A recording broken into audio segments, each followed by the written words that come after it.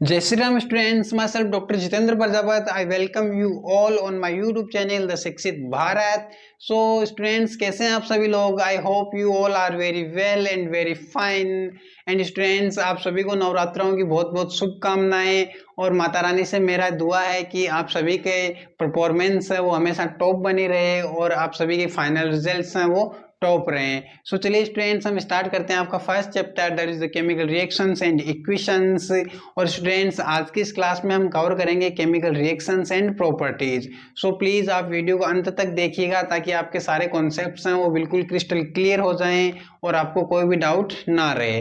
तो चलिए स्टूडेंट्स हम स्टार्ट करते हैं आज का अपना चैप्टर, आज की अपनी क्लास। सो स्टूडेंट्स आपने अब तक की क्लासेस में पढ़े होंगे कुछ चेंजेस जैसे physical change and chemical change, और आपने बहुत से केमिकल चेंजेस को अपनी डेली लाइफ में भी ऑब्जर्व किया होगा। जैसे स्टूडेंट्स आपने देखा होगा कि जब हम मिल्क को रूम टेम्परेचर पे रख देते हैं तब क्या होता है, या फिर बारिश का मौसम होता है, रेनी सीजन होता है, तब हम आयरन ऑब्जेक्ट्स को खुले में रख देते हैं तब क्या होता है, या फिर हम जब फूड का कुकिंग करते हैं, डाइजेशन करते हैं, या फिर आप बर्निंग ऑफ कैंडल देखते हो, बर्निंग ऑफ पेट्रोल देखते हो, तो ये सारे आपने चीजें ऑब्जर्व कर रखी होंगी। इनमें क्या होता है, इसमें एक सब्सटेंस में कुछ परमानेंट चेंज होते हैं और उससे एक नया सब्सटेंस बन जाता है। ये सारी चीजें आपने ऑब्जर्व कर रखी होंगी, लेकिन ये ऐसा क्यों हो जाता है चलिए हम देखते हैं ना, तो अच्छे से समझते हैं स्टूडेंट्स। सो स्टूडेंट्स हम पहले मिल्क का एग्जांपल लेके देखते हैं। स्टूडेंट्स आप जानते हैं कि जब मिल्क होता है ना, मिल्क का कार्डलिंग होता है या फिर मिल्क का जब केमिकल चेंज होता है तो उससे क्या बनता है, कर्ड बनता है ना। तो और स्टूडेंट्स आप जानते हैं कि यहाँ पे मिल्क है वो एक अलग सब्सटेंस है, इस मिल्क में कुछ चेंज हो जाते हैं और उससे एक कर्ड बन जाता है। और आपको ये भी पता है कि ये जो नया सब्सटेंस बनता है उसके केमिकल प्रॉपर्टीज और उसका केमिकल कंपोजिशन इस पहले वाले सब्सटेंस से कंप्लीटली डिफरेंट होता है ना। तो हम इस बोलते हैं ना कि केमिकल चेंज ऐसे चेंज होते हैं जिनमें एक सब्सटेंस से नया सब्सटेंस बन जाता है और जो नया सब्सटेंस बनता है उसके केमिकल प्रॉपर्टीज, उसका केमिकल कंपोजिशन नए वाले सब्सटेंस का पहले वाले से बिल्कुल डिफरेंट होता है ना। सो स्टूडेंट्स आप यहाँ पे देख सकते हो कि जो कर्ड होता है इसका केमिकल कंपोजिशन, इसका टेक्सचर, इसका ऑर्डर, सारे के सारे प्रॉपर्टीज क्या होते हैं, इस मिल्क से डिफरेंट होते हैं। ये चीज आपको समझ में आई। अब स्टूडेंट मुझे एक बात बताइए, केमिकल चेंज कैसे होते हैं ना, तो एक केमिकल चेंज तब होते हैं जब इन सब्सटेंसेस में कुछ केमिकल रिएक्शंस होते हैं ना, और उन केमिकल रिएक्शंस की वजह से ओवरऑल सब्सटेंस में क्या हो जाते हैं, केमिकल चेंज हो जाते हैं। तो स्टूडेंट्स चलिए हम समझते हैं कि केमिकल रिएक्शंस क्या होते हैं। स्टूडेंट्स कहने का मतलब कि जहाँ कहीं पे भी केमिकल चेंज होता है तब वहाँ पे केमिकल रिएक्शंस होते हैं। तो चलिए स्टूडेंट्स हम समझते हैं केमिकल रिएक्शन क्या होते हैं। एक्चुअल में स्टूडेंट्स केमिकल रिएक्शन कोई नया चीज नहीं है। एक्चुअल में देखो, ये जब मिल्क है ये कर्ड में कन्वर्ट होता है ना, तो ऐसा थोड़ी ना होता है कि मिल्क को थोड़ा हवा लगा और ये कर्ड बन गया, ऐसा नहीं होता ना। एक्चुअल में ये मिल्क है ये थोड़ा थोड़ा करके क्या होगा, कर्ड में कन्वर्ट होगा और फाइनली किस में कन्वर्ट हो जाएगा, कंप्लीटली कर्ड बन जाएगा। तो एक्चुअल में ये जो मिल्क बनने का प्रोसेस स्टार्ट हुआ फिर कंप्लीटली किस में कन्वर्ट हो गया, मिल्क में कर्ड में कन्वर्ट हो गया।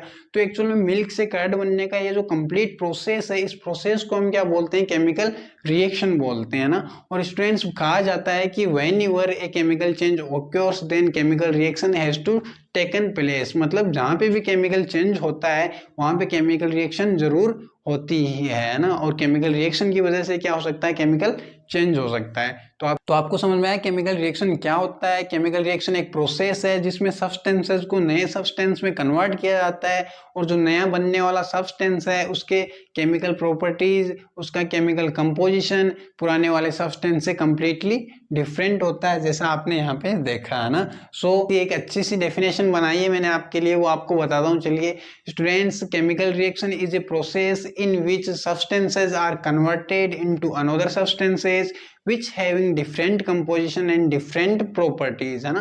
तो आपको समझ में आया होगा कि केमिकल रिएक्शन क्या होता है। बस एक चीज ये चीज ध्यान दे लीजिएगा कि केमिकल रिएक्शन कुछ नहीं है, केमिकल रिएक्शन बस एक सब्सटेंस को कन्वर्ट करके नया सब्सटेंस बनाने का प्रोसेस है, उसे हम क्या बोलते हैं, केमिकल रिएक्शन बोलते हैं। फॉर एग्जाम्पल देखिएगा, एक्स विथ O2 है ना, हाइड्रोजन है वो ऑक्सीजन से रिएक्शन कर रहा है और एक नया सब्सटेंस H2O फॉर्म कर लेता है। अब इसमें देखिए स्टूडेंट्स, ये जो हाइड्रोजन है ये ऑक्सीजन से रिएक्शन करता है ना। तो अब एक चीज बताओ मुझे, क्या ये हाइड्रोजन और ऑक्सीजन की कोई भी प्रॉपर्टी वाटर से मैच होती है क्या? ये जो हाइड्रोजन और ऑक्सीजन जो गैस होते हैं इनकी कोई प्रॉपर्टी वाटर से मैच होती है? बिल्कुल नहीं होती ना।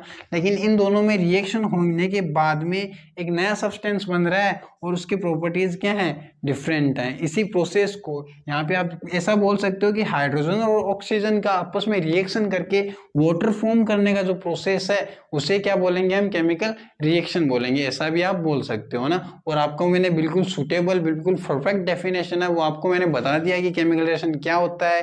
Chemical reaction is a process in which substances are converted into another substances which having different properties and different composition. आई बात समझ में? सो स्टूडेंट्स चलिए मैं आपको कुछ एडिशनल चीजें बताता हूँ ना। तो एक्चुअल में स्टूडेंट्स आप देखो कि इस केमिकल रिएक्शन में ये सब्सटेंस ये सारे सब्सटेंसेस पार्टिसिपेट कर रहे हैं ना। लेकिन क्या इन सब्सटेंसेस के कुछ पर्टिकुलर नेम होते हैं? चलिए क्या पर्टिकुलर नेम होते हैं हम बात करते हैं। एक्चुअल में स्टूडेंट्स एक केमिकल रिएक्शन में जो सब्सटेंस आपस में रिएक्ट करते हैं, जो सब्सटेंस आपस में रिएक्शन करते हैं, उन सब्सटेंसेस को हम क्या बोलते हैं, रिएक्टेंट बोलते हैं। उन सब्सटेंस को हम क्या बोलते हैं, रिएक्टेंट बोलते हैं। याद रख लेना, एक केमिकल रिएक्शन में जो सब्सटेंस आपस में रिएक्शन करते हैं उन आपस में रिएक्शन करने वाले सब्सटेंस को हम क्या बोलते हैं, रिएक्टेंट बोलते हैं। और इन रिएक्टेंट्स के आपस में रिएक्शन करने के बाद जो नए सब्सटेंस बनते हैं उन्हें हम क्या बोलते हैं, प्रोडक्ट बोलते हैं। ध्यान रहेगा कि एक केमिकल रिएक्शन में जो सब्सटेंस आपस में रिएक्ट करेंगे उन रिएक्ट करने वाले सब्सटेंसेस को हम क्या बोलेंगे, रिएक्टेंट्स बोलेंगे। और रिएक्टेंट्स के रिएक्शन के बाद जो नए सब्सटेंस बनेंगे उन्हें हम क्या बोलेंगे, प्रोडक्ट्स बोलेंगे। आई बात समझ में आपको? और स्टूडेंट्स एक टर्म और याद रख लेना, इन रिएक्टेंट्स का, सपोज करो ये हमारे रिएक्टेंट आर है और ये हमारा प्रोडक्ट पी है ना। इन रिएक्टेंट्स का प्रोडक्ट में कन्वर्ट होने का जो स्पीड होता है ना, सपोज करो ये मेरा रिएक्टेंट है और ये किस में कन्वर्ट हो रहा है, प्रोडक्ट में कन्वर्ट हो रहा है। तो रिएक्टेंट्स का प्रोडक्ट में कन्वर्ट होने का जो रेट है, जो स्पीड है, उसे हम क्या बोलते हैं, रेट ऑफ रिएक्शन बोलते हैं ना। कहने का मतलब ये रिएक्शन कितना फास्ट हो रहा है, कितना स्लो हो रहा है, या फिर आप ऐसा बोल सकते हो कि एक सेकंड में कितना रिएक्टेंट्स का अमाउंट है वो प्रोडक्ट्स में कन्वर्ट होता है, उसे हम क्या बोलते हैं, रेट ऑफ रिएक्शन बोलते हैं। आई बात समझ में आपको? सोच लिए स्टूडेंट्स, मैं आपको कुछ एक स्पेसिफिक टर्म और बताता हूँ, जैसे कैटेलिस्ट है ना। एक्चुअली में कैटेलिस्ट क्या होते हैं ना, कैटेलिस्ट का वैसे आपके सिलेबस में कोई एडिशन है नहीं, मैं आपको एडवांस नॉलेज के लिए बता रहा हूँ कि कैटेलिस्ट क्या होते हैं। कैटेलिस्ट कुछ ऐसे सब्सटेंस होते हैं जो केमिकल रिएक्शन में पार्टिसिपेट करते हैं लेकिन उनका खुद का जो ओन कंपोजिशन होता है ना वो बिल्कुल चेंज नहीं होता है। ऐसे सब्सटेंस को हम क्या बोलते हैं, कैटेलिस्ट बोलते हैं। और वो केमिकल रिएक्शन के जो रेट होता है उसको क्या करते हैं, बहुत ही ज्यादा अफेक्ट करते हैं ना। वो क्या कर सकते हैं, इस रिएक्शन को डिक्रीज भी कर सकते हैं, उसको इंक्रीज भी कर सकते हैं। ऐसे सब्सटेंस को हम क्या बोलते हैं, कैटेलिस्ट बोलते हैं, है ना। सो स्टूडेंट्स आई होप आपको समझ में आया होगा केमिकल रिएक्शंस क्या होते हैं, रिएक्टेंट्स क्या होते हैं, प्रोडक्ट्स क्या होते हैं, रेट ऑफ रिएक्शन क्या होता है। ये छोटी छोटी चीजें हमने अभी तक डिस्कस की हैं और मुझे पता है कि आपको ये बहुत ही अच्छे से समझ में आई है। अगर आपको समझ में आई है तो आप कमेंट बॉक्स में जरूर अपना आंसर दीजिएगा। सो स्टूडेंट्स चलिए अब हम बात करते हैं properties of A chemical reaction. या केमिकल रिएक्शन की प्रॉपर्टीज क्या होते हैं। तो स्टूडेंट्स ये प्रॉपर्टीज कुछ नहीं होती हैं, ठीक वैसे ही होते हैं। जैसे एक चीज बताओ यार, आप बच्चे हो ना, तो आपको देख के ही तो मैं बता सकता हूँ ना कि ये महेश है, ये सुरेश है, ये रमेश है ना।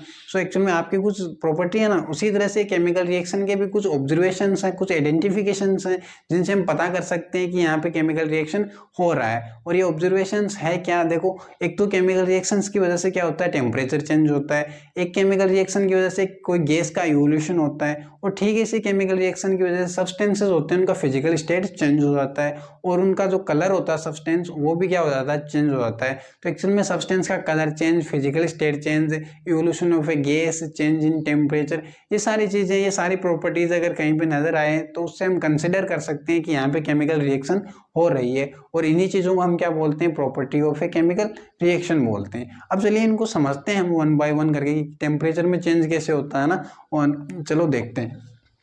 तो स्टूडेंट्स हमारा फर्स्ट है चेंज इन टेम्परेचर। एक्चुअल में देखो रिएक्शन से टेम्परेचर में चेंज कैसे होता है ना। सपोज करो स्टूडेंट्स, ये जो कैल्शियम ऑक्साइड है इसका एक दूसरा नाम भी होता है lime water, I mean quick lime, है ना। कैल्शियम ऑक्साइड है, उसको ये जो कैल्शियम ऑक्साइड है इसका दूसरा नाम, सॉरी यार पहले कॉपर लिख दिया था ना। तो एक्चुअली में ये जो कैल्शियम ऑक्साइड है इसका जो दूसरा नाम होता है वो होता है क्विक लाइम। और इसका रिएक्शन जब वाटर के साथ में होता है ना, इसका रिएक्शन जब H2O के साथ में होता है तो एक नया प्रोडक्ट बनता है जिसे हम क्या बोलते हैं, क्या बोलते हैं इसको, भाई कमेंट में बताना मेरे को क्या बोलते हैं इसको। इसको बोलते हैं कैल्शियम ऑक्साइड, है ना। जब ये रिएक्शन होता है तो इसके साथ में थोड़ा अमाउंट हीट भी रिलीज होता है, और इस रिएक्शन के ड्यूरिंग देखा जाता है कि ये जो सब्सटेंस होते हैं इनका टेम्परेचर क्या हो जाता है, इंक्रीज हो जाता है। देखो हमने ओवरऑल क्या बात की थी, हमने बात ये की थी कि टेम्परेचर चेंज हो रहा है ना, टेम्परेचर अब डिक्रीज होगा तो भी चेंज कंसिडर किया जाएगा, टेम्परेचर जब इंक्रीज होगा तो भी कंसिडर किया जाएगा। आई मीन चाहे टेम्परेचर इंक्रीज हो चाहे डिक्रीज हो, ओवरऑल क्या हो रहा है, चेंज इन टेम्परेचर हो रहा है। दोनों कंडीशन में क्या कंसिडर कर रहे हैं हम कि टेम्परेचर चेंज हो रहा है, कहने का मतलब ये है ना।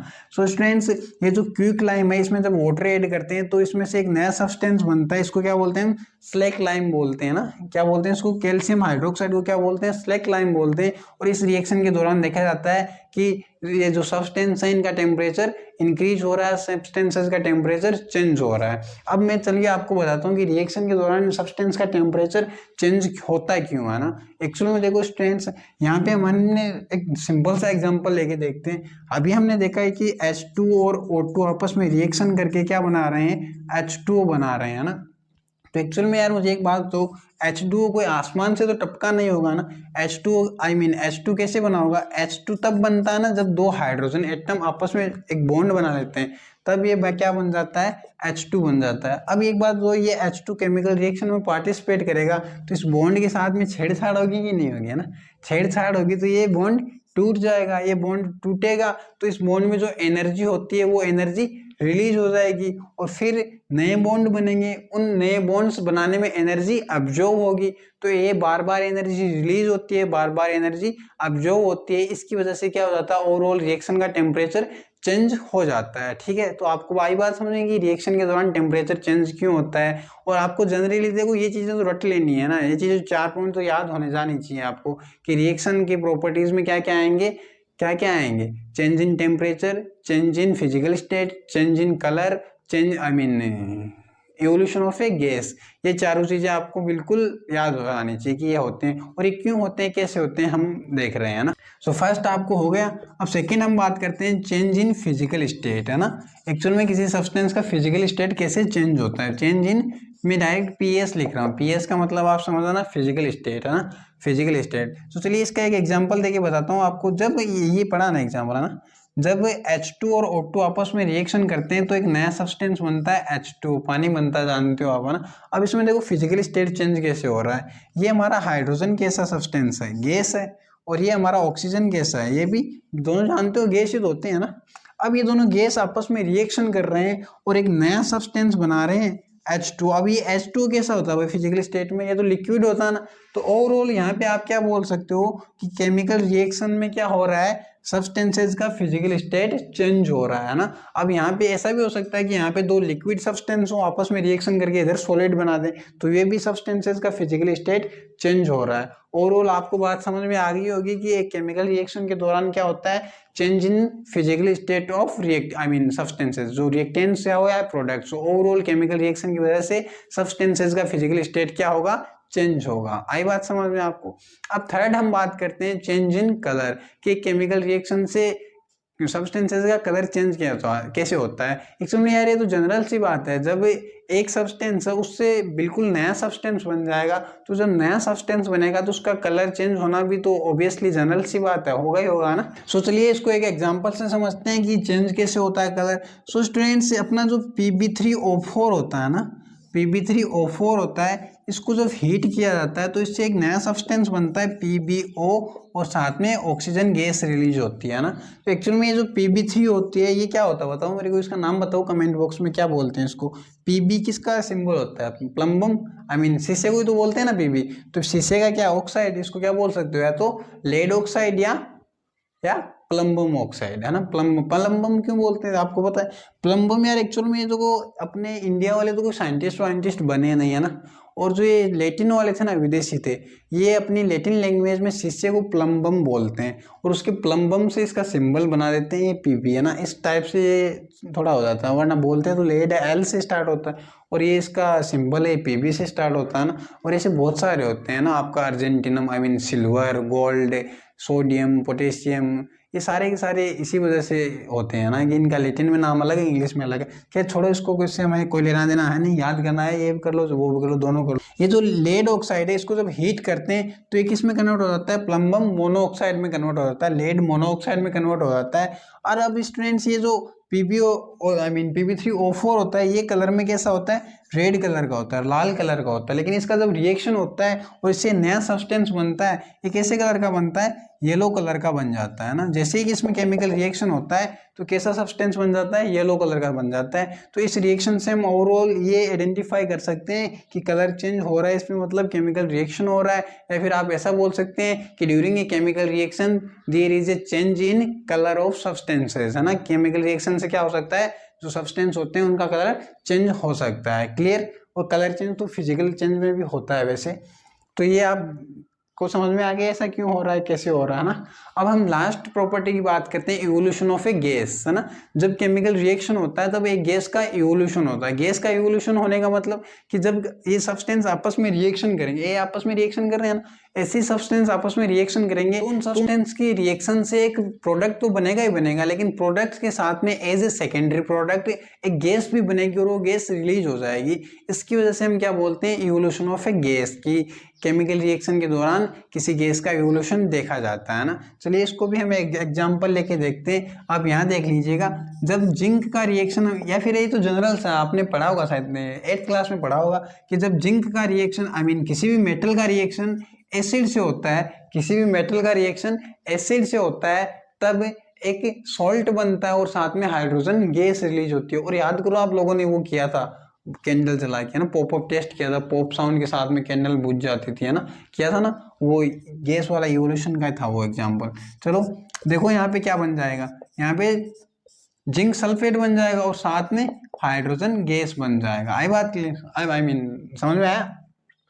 तो आप क्या बोल सकते हो इस रिएक्शन को देख के कि केमिकल रिएक्शन होता है तब इवोल्यूशन ऑफ ए गैस भी देखा जाता है। तो ओवरऑल कहने का मतलब ये सारे कुछ प्रॉपर्टीज हैं केमिकल रिएक्शन के, जो हमने 1 बाय 1 करके डिस्कस किया, और इनके पीछे क्या रीजंस हैं, क्या लॉजिक्स हैं, वो भी हमने कवर करने की कोशिश की। और आई होप आप सभी को ये चीज़ें जो बताई हैं वो अच्छे से समझ में आई होगी। चलिए मैं आपको एक बार रिवाइज करवा देता हूँ कि आज की क्लास में हमने क्या क्या कवर किया। सो स्टूडेंट्स, सबसे पहले हमने केमिकल रिएक्शंस को कवर किया और हमने देखा कि एक सब्सटेंस का दूसरे सब्सटेंस में कन्वर्ट होने का जो प्रोसेस है उसे हमने केमिकल रिएक्शन बोला।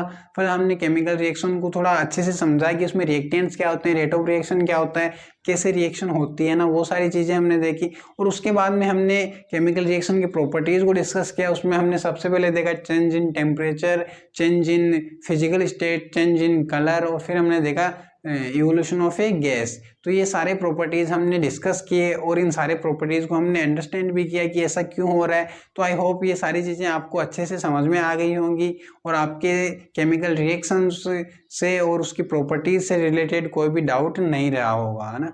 सो स्टूडेंट्स, बने रहिए नेक्स्ट वीडियो के लिए जिसमें